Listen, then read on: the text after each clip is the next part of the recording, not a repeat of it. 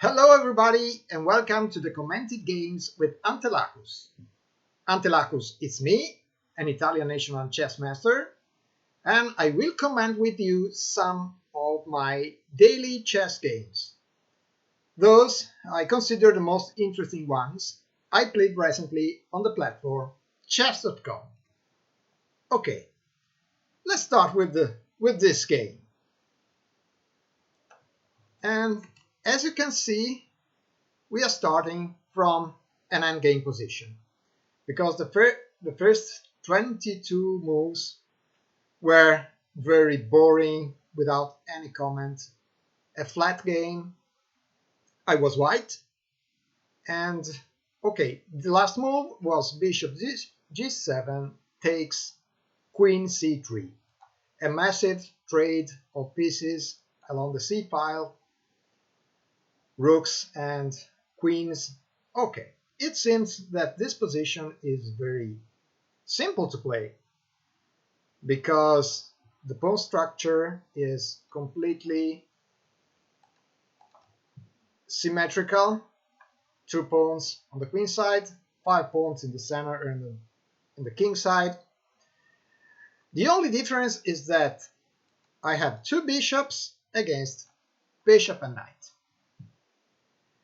Can be disadvantage, and this is an advantage of course, because the position is open, I have more space due to this formation, and this is, as you can see in evaluation bar, a slight advantage. Can be disadvantage enough to win this game? Probably not. With a correct play by black, this game would have finished in a draw.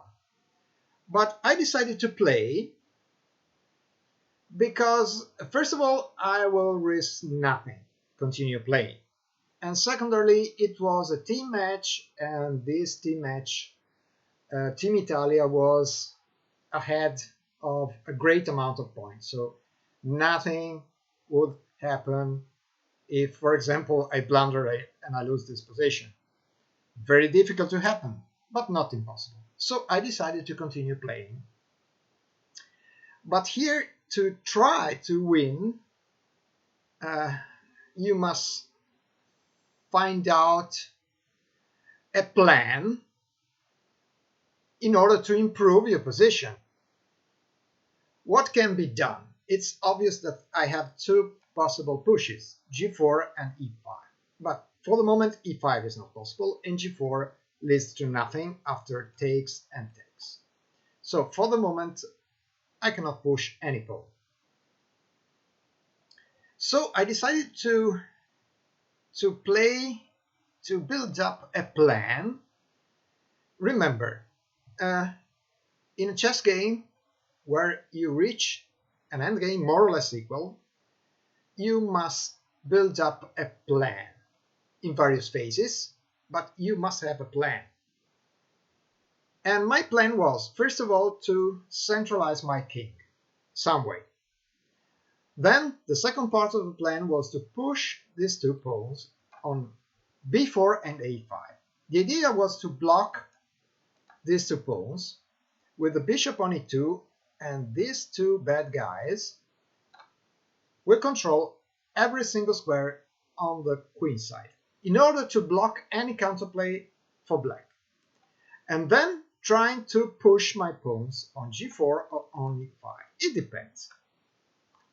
But with correct play, black could have stopped this plan. Let's see what went on. But before starting to show you how this game developed, I ask you to guess which one of these 7 pawns is the winner, will be the winner. One of these pawns will be the winner of the game. Guess. I bet you never guess which one of these pawns will be the winner. And okay, choose a pawn, and then you will control at the end of this analysis which will be the winner. Okay. I started with king f2, an absolutely obvious move. Knight c5. Of course, I can never take this knight with this bishop, because the two remaining bishops are of the opposite color and the game is immediately drawn. So if I want to, if I can try to win this endgame, I must trade this knight with this bishop. But not enough, probably. I played king e2, king f8. Very logical moves. I am managing the king on the queen side, and black is doing the same. And that's absolutely logical. Of course, I cannot pass through this square, so I decided to pass through d1 and c2. King e8, king c2, bishop g7. The first part of the plan is done. Okay, and my advantage is more or less the same, just a little bit more, but nothing so important. And now I try to push my pawns. b4. And here black made his first imprecision, because the feeling of the position is that black is thinking that he was risking nothing, repeating the position.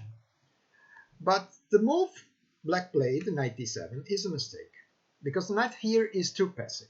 The correct move was knight a4, king b3, and now b5.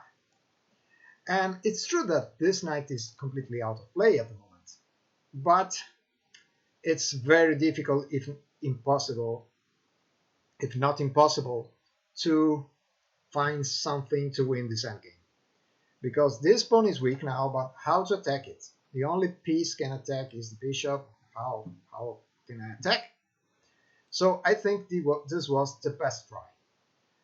Here I suppose I have no other possible ideas than g4, pawn takes, and bishop takes, trying to enter on c8, but king e8 defends everything. So I think it's not absolutely obvious how to continue this game.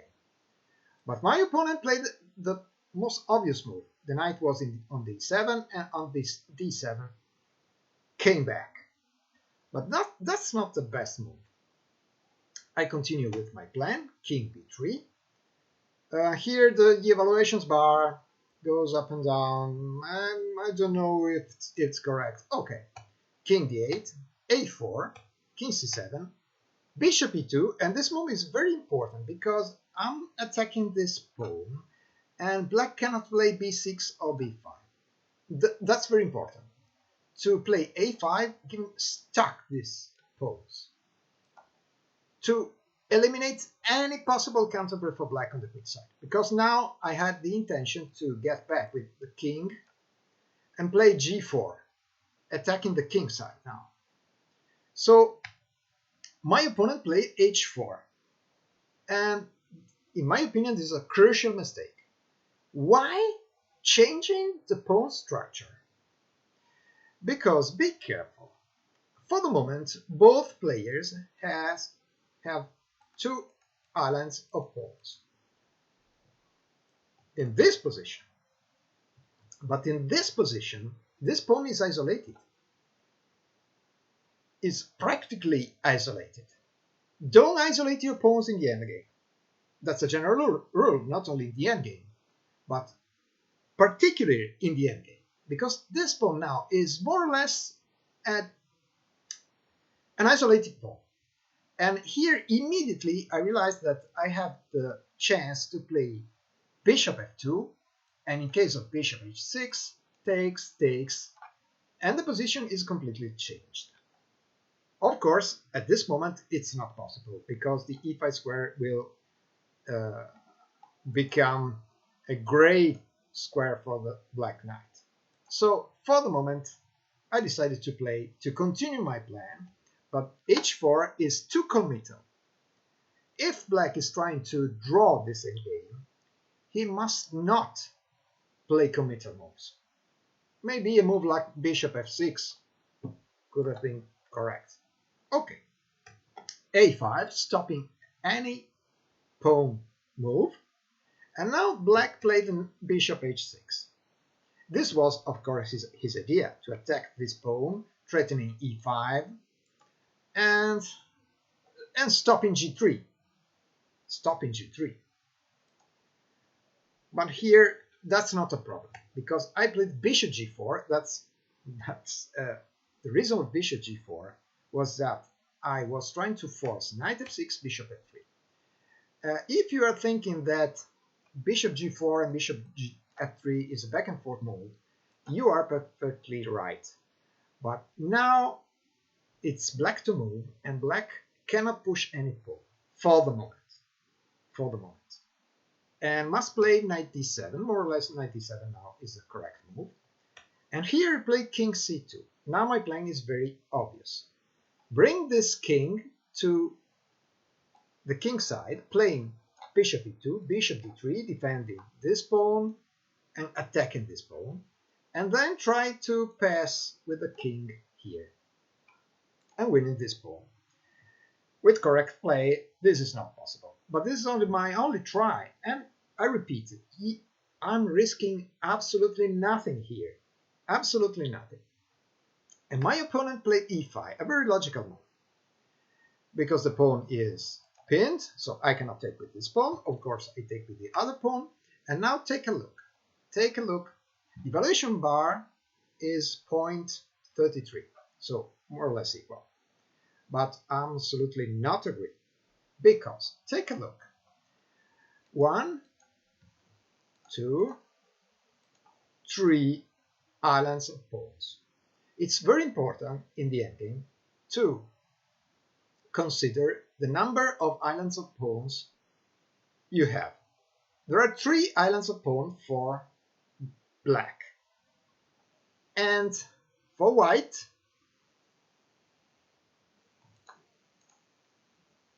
just 2. I have no more colors. Just 2 islands.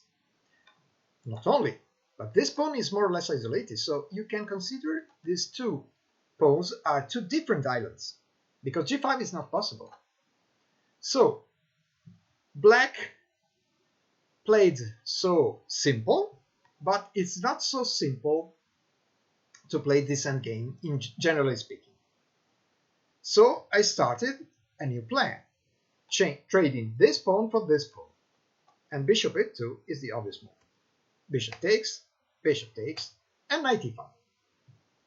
And here seems to be absolutely equal this position, because now the e5 square is very strong. It's an ideal square for the knight. And if I trade this knight for this bishop, the game will be absolutely drawn with opposite color bishops. So I decided to play bishop e2, back with the bishop, not trading the bishop for the moment.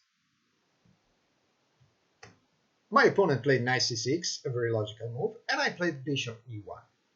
My 2 bishops seem to be very passive here, and very probably it's true. There is a check, trading one of the 2 bishops, trading the light square bishop, but for me it's good, because this knight is growing up in importance. Okay? And my idea now is very obvious. Create a passer pawn on the king side. And this now is the far side of the board, because the 2 kings are on the queen side.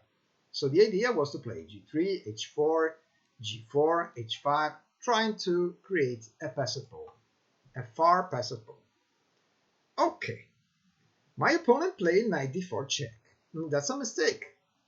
That's not the best move. It's not the move that is wrong. It's wrong the fact that the idea of trading my bishop for this knight is wrong, because I played king d3 immediately, and the best move, very probably, was to come back on c6. And here is not clear if white is winning. In my opinion, white is absolutely very better, but maybe not winning. Trading this bishop, now the position is absolutely, in my opinion, is lost. I didn't see a clear path to draw this game, because now I can easily stop these pawns to push, because I can play bishop f2. I can very easily play h4, g4, and h5, creating a passer on the king side. And with the king march on light squares, I can easily stop any counterplay of the black's colleague. And here I was absolutely sure that this position was winning. Don't you believe? You see the evaluations bar plus 0.56, so more or less an equal position, a very slight advantage for white. Okay, don't forget that a program, a computer, a chess computer, cannot distinguish with a long-term advantage. So in this position, it's obvious that white is better, absolutely better. I don't know if it's winning. In my opinion, it's a winning position. And of course, it's not possible to analyze every single move, but it's obvious that black's idea can be only d5, controlling some light squares, or b6, trying to trade one of the pawns, and nothing else. Bring the bishop on e5, dominating bishop, but cannot stop h4, g4, h5. Impossible to stop. So this was my best chess. And my opponent played king c6, more or less a logical move, activating the king in a light square when I cannot do anything. King d3, of course, and king b5. This is absolutely logical, but as you can see, suddenly the evaluations bar jumps to plus 0.93. Okay, but I think this is very logical, because my king is more passive now. This king is very active and attacks b4, and I cannot move this bishop, for example, on f2, because I lose a pawn. So it's not possible to continue with this plan. But I have another plan, of course, h4. And the idea was g4 and h5. Okay, what can black do against this plan? This very simple and obvious plan now. And my opponent blundered horribly. Very probably b6 was correct. Very probably. Trying to trade a couple of pawns. Because, take a look, 1, 2, and 3 doesn't fit together.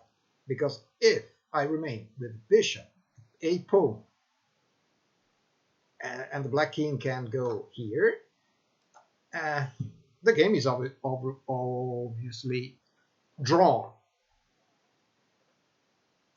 And if you can trade one of these pawns, because after b6 I cannot take, because king takes, and that's worse, even worse, because now there's the a5, liquidating everything in the queen side, and then it's very easy to make it wrong here.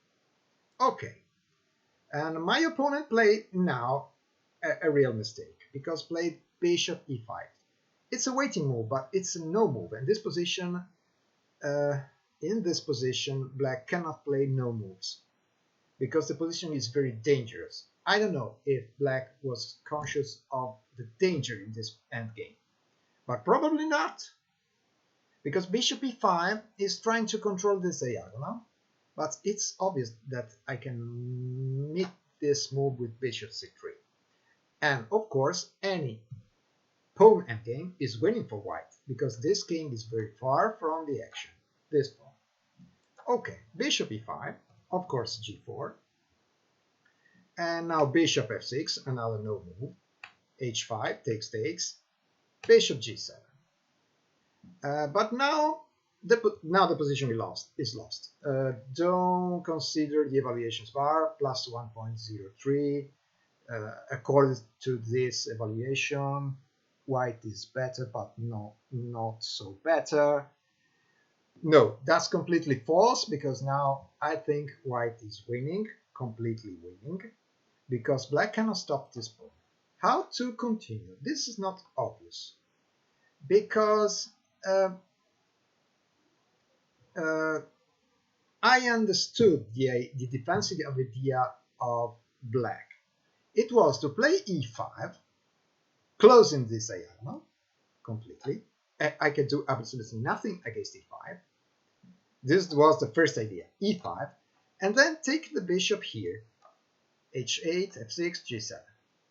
How to win this position? I don't know, because if I move this bishop, this pawn is hanging. And this was the idea, the defensive idea for black. But it doesn't work, because there is a particular. And my feeling of the endgame was that here was only technique matter. Let's see. Bishop c3, attacking the bishop. And here the last mistake was e5 now. This was the idea, but it's not correct. And now there is a decisive advantage, as you can see in the evaluations bar. But the other possible move was bishop h6. It's met by bishop d2, attacking the bishop. Bishop, where? g7, push. And this is winning. Because if you move your bishop, and see how, where, I don't know, for example here, I can, very probably I can push,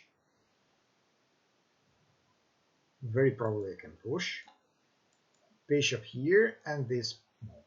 Or maybe better, bishop c3 immediately.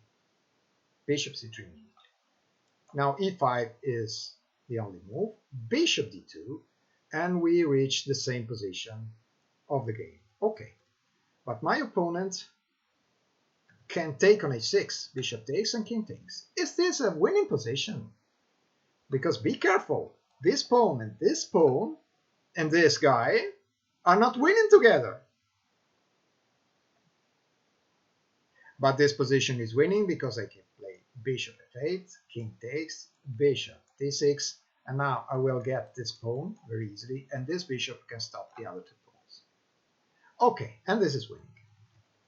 So, as you see now, e5 is decisive advantage for white. Now it's very easy, bishop d2, bishop f6. Oh, you have no other move, because if you move your king, any king move, for example, king c6, king c4, and you lost some space without any counterplay. So you must move your bishop. Where? It's absolutely the same, because he played bishop f6, h6, and now, yes, you can play b6 any moment, of course, but I need no move. I don't take on b6. He let you take, and oops, that's not a knight. I let you take, I take back, and then the position is the same. You have no other tempo to spend. So, and here, okay, and in this position, this game is completely lost. But black could have made something better. For example, bishop e7. Bishop or b6. Oh no, bishop e7 is the same story. Same story. But bishop e7, I will play king e2, king f3, king g, and so on. And black has no counterplay. The only possible move is d5, and I will take. And sooner or later, I will reach these critical squares with king, and this bishop will not be able to sacrifice on h8 on this pawn. My opponent played a blunder, because bishop h8, as you can see, is the worst move. Bishop g5, trying to find some counterplay. King takes b4. Bishop e7, queen takes e5. But that's absolutely losing. I don't take on d6 while losing tempi. No. Bishop f8 immediately. d5, bishop g7. The last moves were absolutely useless. And in this position, my opponent resigned. Okay. As you saw, this was a very interesting endgame. We can start from the beginning. And, okay, black helped me during my idea, during my plan. Okay, this is the starting position. Black helped me, that's for sure. But don't forget, without mistakes, chess would be a very boring game. Every single game will end in a draw very probably. And mistakes are part of the game. Secondarily, I had a plan, a very clear plan, in various phases. The first phase was to centralize my king on d3. Second phase, to push these pawns and stopping any counterplay on the queen side. Then start doing something in the king side. But without h4, it's not possible to force this position, in my opinion. Yes, g4 with the idea of bishop takes g4, but I think it wasn't enough to win this second game.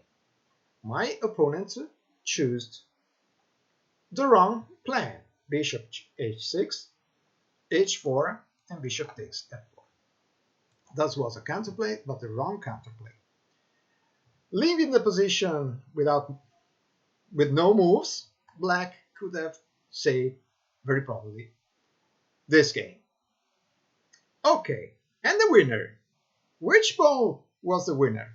And the winner pawn was this one. I guess nobody would have guessed. The killer is the g pawn. Because don't forget, when I played h4, g4, I played h5, and this pawn was gone. And after g takes, and this pawn was the winning pawn. So the killer, the winner, was the g pawn. As in Agatha Christie book, the killer was the less suspicious person. In this case, pawn. Okay, and this is a general rule. Start, build up a plan in an endgame. My plan was very clear, and very probably my opponent didn't find the correct maneuver to stop my plan, to contrast my plan.